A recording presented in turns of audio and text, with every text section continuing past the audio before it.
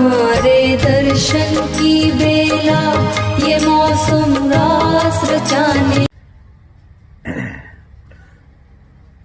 कुछ लोग या कई लोग ऐसा करते हैं कि पहले एक धारणा बना लेते हैं, एक निष्कर्ष निकाल लेते हैं और फिर उसके आसपास तर्क इकट्ठे करते हैं और तथ्यों को तोड़ मरोड़ के जो वो पहले से सोच के बैठ गए उसको सच साबित करने में लग जाते हैं। ओशो की मृत्यु को लेके कुछ लोग बातें करते हैं।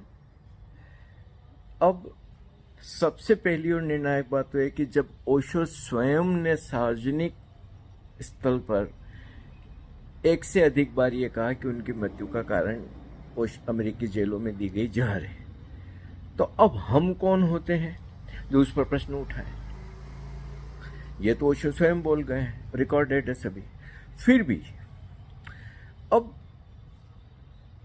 अगर कोई ऐसी बात है, अब ओशो के शरीर को और ओशो के जीवन को लेकर तुम प्रश्न उठा रहे हो, तो उसमें कुछ गंभीरता तो हो, उसमें कुछ शोध तो हो, उसमें कुछ तटस्थता तो हो, उसमें कुछ पूर्वाग्रहों से मुक्ति तो हो, जजमेंटल होना तो ना हो।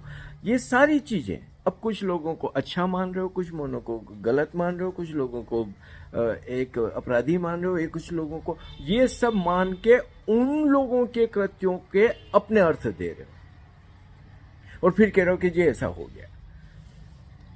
अभी कल या आज सुबह ही मैं एक सज्जन को सुन रहा था, कुछ सेकंड सुना, तो वो मैंने पहली बार ही सुना उन सज्जन को कि देश ने इन लोगों को निकाल दिया। कहां से ले आई ये बात कि देश ने उन दोनों लोगों को निकाल दिया? कुछ नाम गिनाया उसने, वो कहां से एक खबर लाया कि देश ने इनको निकाल दिया? और मैं कैसे मान लूं जबकि मैं इस सारी घटनाक्रम का चश्मदीद गवाह हूं। एक एक चीज मैंने मेरी आंखों के सामने होते देखी है और जो ये व्यक्ति बोल रहा है ये सफेद झूठ बोल रहा है। मेरा नार्को टेस्ट कर रहा है कोई, अगर मैं इस बात को कोई संदेह हो तो। जयेश ने किसी को नहीं निकाला, झूठ बोल रहा है ये आदमी।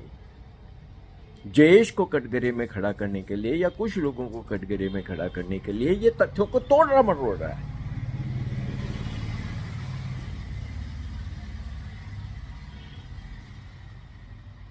अब सबसे बड़ी चीज तो यह है कि जब ओशो बार बार जोर दे रहे थे कि कम्यून बनेगा तो वो ध्यान पे बनेगा, निर्णायक बात यह है कि क्या समूह ने ध्यान किया?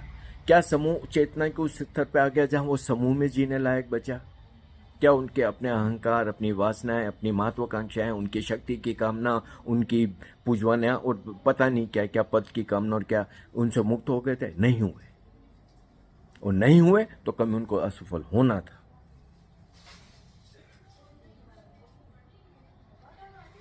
सबके अपने अपने प्रोपेगेंडा थे, जिसके हाथ में शक्ति आती वही अपना खेल खेलता। यही हमने सब देखा, यही राजनीति हमने देखी, खींचतान तोड़ा, बाकी सब कुछ।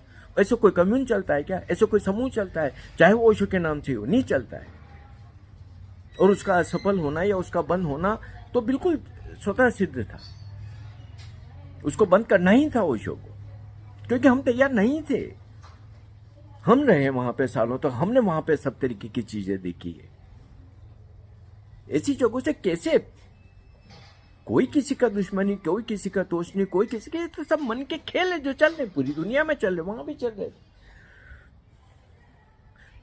4 लोगों के परिवार या 4 लोग कहीं मिलके देख लो, कितने थोड़े दिन के अंदर 3-5 नहीं हो जाते।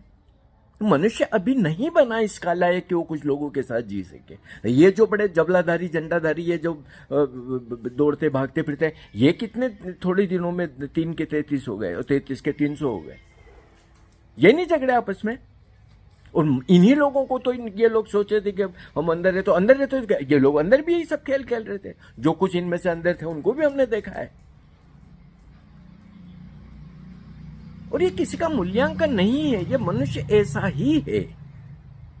जब किसी के हाथ में शक्ति आती है तो शक्ति का दुरुपयोग व्यक्ति करता है। मैंने करते देखा। मैं लक्ष्मी के जमाने से एक का नाम लेके बता सकता हूं।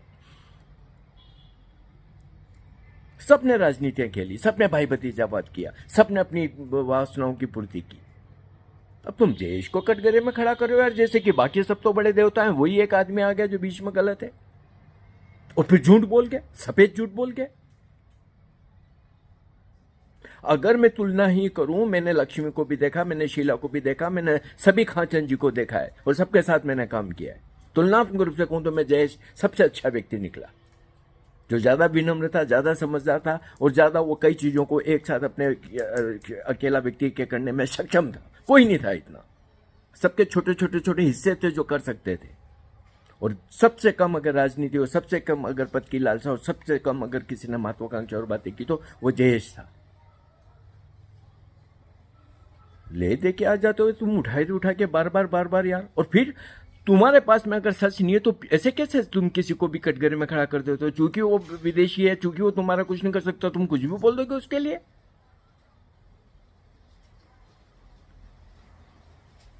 तुम कैसे कैसे आरोप लगा रहे हो यार? तुम्हें कुछ लिहाज भी है नहीं है कि किसी व्यक्ति पे कौन सा आरोप लगा रहे हो तुम? किसी की हत्या का आरोप लगा देते हो तुम यार? इतने बदतमीज और इतने गए गुजरे इंसान हो।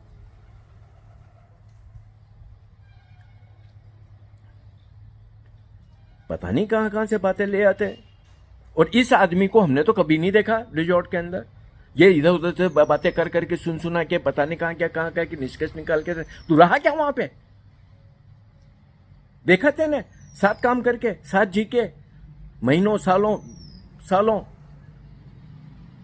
किसी व्यक्ति के बारे में तू जानता भी है थोड़ा बहुत? कभी मिला जयेश से? जानता कुछ जयेश के बारे में? अजीब लोग हैं यार, ये अजीब लोग हैं ये।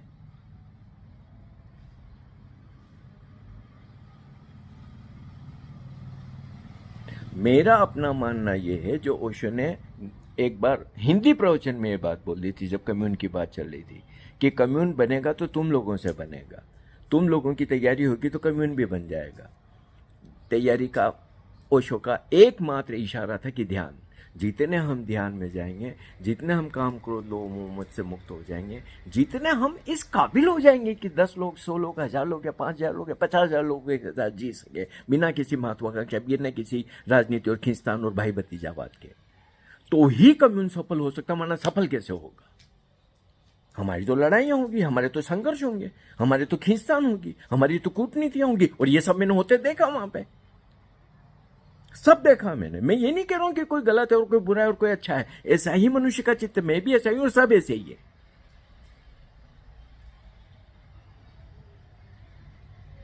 किसी के ऊपर दोषारोपण और किसी को कटघरे में खड़ा करना अच्छी बात नहीं है। पहले अपने को देखो, अब हम कैसे हैं। आज की तारीख में वैज्ञानिक ढंग से ओशो को सुनना, पढ़ना, ध्यान करना, अपनी राह पे चलना, ये बेहद जरूरी है। अभी ये बातें करना कि हम कम्यून बनाएं, ये बनाएं, ये इसकी वजह से टूट गया, उसने ये कर दिया, उसने वो कर दिया, ये बकवास बातें। चलो जयेश ने तो पुणे का जो भी कुछ किया मान लो, तो फिर दुनिया में क्या कर लिया लोगों ने? किसी ने एक जगह तो बना के उदाहरण पेश किया होता कि देखो जी हमने बना दी ये जगह। कई तुर्रों ने कई जगह बनाई, भारत में बनाई, विदेशों में बनाई, क्यों टाटा फिस हो गई? कम से कम पुणे की जगह आज भी चल तो रही है और पूरे उच्च स्टैंडर्ड से चल रही, जैसा ओशो बना गए। तो बाहर तो 3-5 होने में देर नहीं लगती, कितनी जगहों को तो ताले लगे और कितनी जगह अभी ताले लगने वाले हैं। चलाओगे कैसे? व्यक्ति कहां से लाओगे? व्यक्ति तैयार नहीं है, ये सत्य है। जब ओशो ने एक बार अपने प्रवचन में ये बात, और ये आखिरी के प्रवचनों में से था, कि मुझे सब पता है यहाँ कितने लोग ध्यान कर रहे हैं, वो बिल्कुल सीधा सीधा कह रहे थे, भाई मेरे को पता चल रहा है, तुम्हारी शक्लें देखता हूं तो मनुष्यता तैयार नहीं हुई है अभी कम्यून के लिए। अब ये दोषारोपण करना छोड़िए कि इसने मार दिया, उसने मार दिया, इस तरीके के घटिया आरोप मत लगाइए। किसी ने नहीं मारा ओशो को। जब ओशो कह रहे कि उनको अमेरिका में दिए गए जहल से उनकी मृत्यु हुई, तो ये एकमात्र अंतिम सत्य है। तो कोई किसी को यह अधिकार नहीं कि वो किसी की भी हत्या की और मर्डर के इस तरीके किसी पे आरोप लगा दे। बदतमीजी है ये। और तुम तो ओशो के शिष्य भी नहीं, तुम्हें कोई हक नहीं हमारे ऊपर बोलने का, तुम्हें कोई हक नहीं जयेश के ऊपर बोलने का, तुम्हें कोई हक नहीं दूसरे वो लोगों के बारे में तुम बोल रहे हो। ओ कौन तुम? तुम्हारे जैसे पत्रकार मैंने बहुत देखे, मैं भी पत्रकार हूं जन्मजात।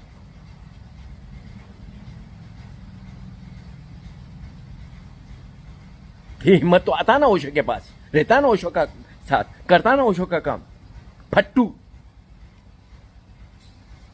साले बनते हैं बड़े बहादुर और बनते हैं तुम्हें सिर्फ कलम गिस्सू हो।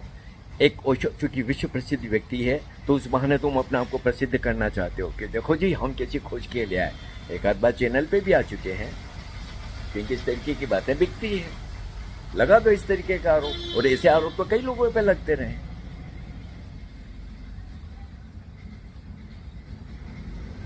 असहनीय बात है यार, ये नहीं सुना जा सकता, ये नहीं स्वीकारा जा सकता, सहन किया जा सकता कि कोई इस तरीके से गंदे आरोप लगाए। जिन लोगों ने अपनी जिंदगी ओशो के काम में दी, ओशो के लिए जीवन के लिए दी, ओशो के स्वास्थ्य के लिए दी, ओशो के संदेश के लिए दी, वो 2 कौड़ी का एक पत्रकार आके कुछ भी कहने लग जाता है। 2 कौड़ी का है वो, इसीलिए मैं उसको 2 कौड़ी का कह रहा हूं। उसका कथ्य 2 कौड़ी का है। भारत में कोई पत्रकारों की कमी नहीं है, एक से एक धुरंधर पत्रकार है, और एक से एक पत्रकार ओशो को सुन रहे हैं, एक से एक बड़े भारत का बुद्धिजीवी ओशो को सुन रहा है। क्या उनको नहीं दिख रहा है कि ओशो की किसी ने हत्या कर दी कि नहीं कर दी? ये इसको पता, तूतड़े को पता चल रही है, टटपुंजे को, और किसी को पता नहीं चल रहा है।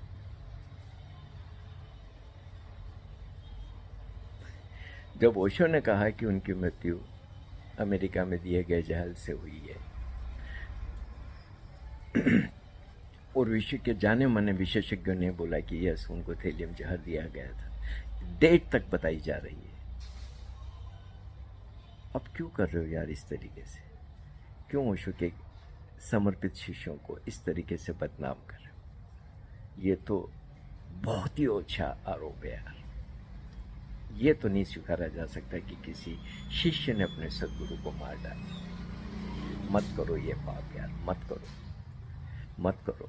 तुम प्रसिद्ध होना चाहते हो, बड़े पत्रकार हो, तो कई चीज़ें हैं करने को, बहुत चीज़ें हो रही है, बन जाओगे तुम पत्रकार अगर क्षमता होगी तो। नहीं होगी तो इस तरीके के गंदे आरोप लगा के तुम प्रसिद्ध नहीं हो सकते, हो ही नहीं सकते, और हुए भी नहीं। कितने ही सालों से चिल्लुपों कर रहे हो, लेकिन तुम्हें कोई नहीं जानता, कोई नहीं मानता। यस, मैं कभी नहीं बोलना चाहता ऐसे टटपुंजे लोगों के ऊपर। मेरे को हमेशा ना लगता है कि इनमें इतनी पात्रता भी नहीं कि इनके विरोध में भी मैं बोलूँ, लेकिन जब बार बार सुनने में आता है और कोई व्यक्ति गंदगी फैलाते ही चला जाता है तो बोलना भी जरूरी हो जाता है। आज मैं बोल रहा हूँ, झूठ बोलता है, ये सब बातें कुछ और तरीके से हुई। कई लोगों ने आश्रम छोड़ा, रिजॉर्ट छोड़ा, मैंने भी छोड़ा, लेकिन हम सबके कई कारण थे। एक मात्र कारण कोई नहीं था। ऐसा नहीं था कि कोई व्यक्ति वहां पे बैठा था और कह रहा था, ए तू बाहर जा रहे, ए तू बाहर जा रहे। ऐसा नहीं था, ऐसा न तो था न ऐसा हुआ। हम सब अपने अपने कारणों से बाहर आए, और उसमें कई कारण थे, इसमें कई कारण थे। लेकिन इसका मतलब ही नहीं कि हम सब के बाहर आने का दोषारोपण किसी एक व्यक्ति के सिर पर डाल दिया जाए, जो कि झूठ है। उस व्यक्ति ने ऐसा कुछ नहीं किया, वो व्यक्ति इतना कसूरवार नहीं। मत बोलो झूठ, मत करो इस तरीके की ओछी बातें, नहीं करनी चाहिए। ये तो इंसानियत भी नहीं है। हमारे चैनल को सब्सक्राइब करिएगा, लाइक करिएगा, शेयर करिएगा, आर्थिक सहयोग करिएगा। बोलता तो मैं रहूँगा। तुम्हारे दर्शन की बेला ये मौसम रास रचाने का